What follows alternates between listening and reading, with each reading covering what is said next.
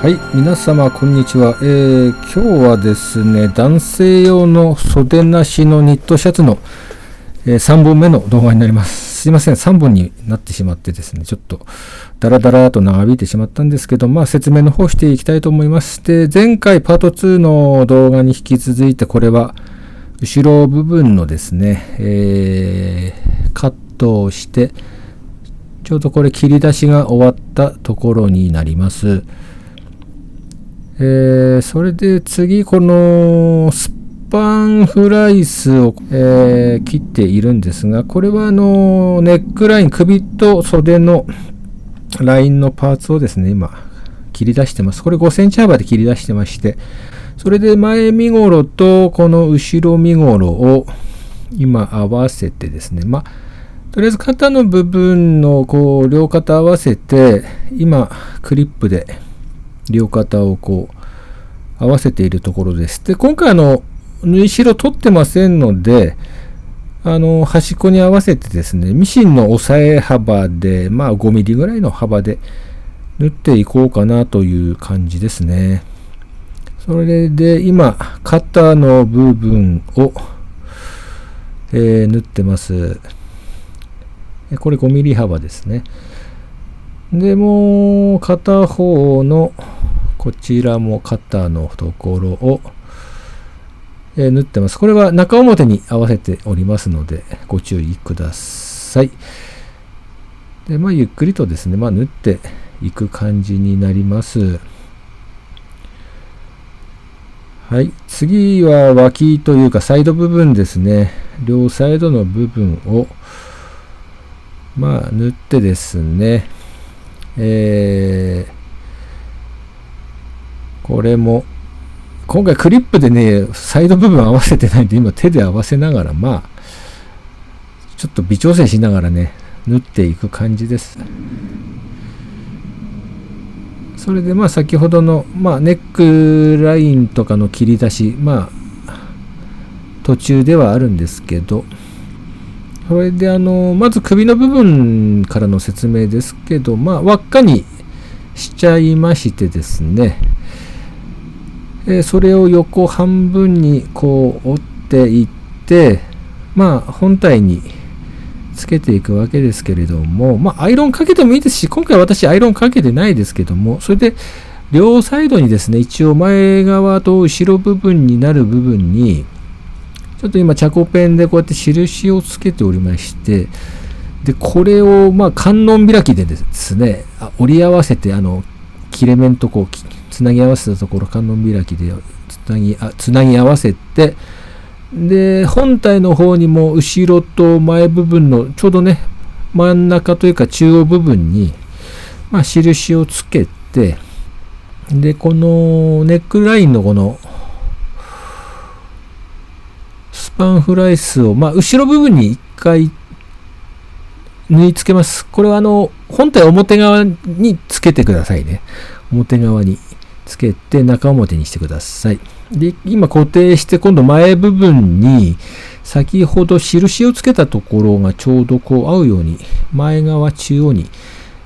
2箇所しかポイントつけてないんですけど、心配であれば4箇所とか6箇所ぐらいつけてもいいかなとは思うんですけど、とりあえず一周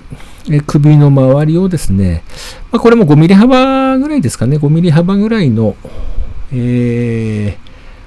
テッチ幅で、押さえに合わせてですね、縫ってます。それで一応これ縫い付け終わって、今度ちょっと表側から、縫い付けていこうかなというところですね。はい、これ表側から縫い付けていきます。で、これ段違い押さえになっておりますので、3ミリですかね。前々回かな、動画でもこの押さえの紹介はしてますけども、この3ミリ幅のステッチでこの綺麗に縫っていくということで、本当段違いね、便利ですね。はい、これで一周縫えました。次、スリーブ、片方だけ、袖はつけてたんですけど、もう片方だけもう一回つけて、2つ両サイドにつけなければいけないので、まあ、43センチの長さで、これね、ちょっとまあ短かったかなと思うんですけど、とりあえず43でつけて、まあ失敗ではなかったので、これをまた中表というか表側の方にですね、縫い付けていきます。これも一周。まあ両サイドこれも2箇所ぐらいにポイントをね、印つけてやって、これは表からまたステッチを入れて、まあ浮きを押さえてというところですね。次が裾部分になりまして、裾はね、12センチ幅、ちょっと大きめの幅で、あと裾の幅に、本体の裾の幅に合わせてね、109センチにしてます。本当に本体の幅がね、長さが110か11ぐらいなんですけど、マイナス2センチぐらいで、ほとんど本体と同じぐらいの、幅で、マイナス1、2センチぐらいで縫ってます。で、この裾も一度これ中表にして、これ輪っかに一度、縫います。今ここで。はい。まあ、ここの縫い代はまあ5ミリから1センチぐらいでいいと思います。このスパンフライスほとんどほつれないのでね。あんまり縫い代は多めに取らなくていいと思います。それでこれもまた2箇所ぐらいかな。両サイドに印をつけて、また半分に折ってですね、ちょっと折り目を軽くつけておいて、で本体、まあこれも中表というか表側にリブをこうやってつけていきます。でまた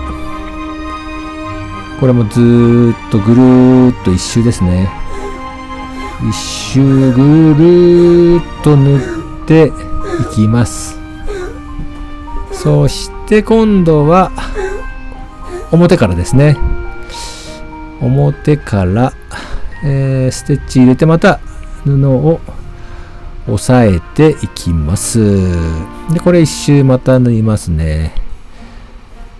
まあ、特に難しいところはないんですけど、まあ、これで完成ということになります。ちょっと今回首周りがねちょっと大きいかなっていう気もするんですけど、涼しいのでちょっと僕胴長短足なので胴長なのでね、裾がね短くて、このね裾をね12センチ取ってだいたい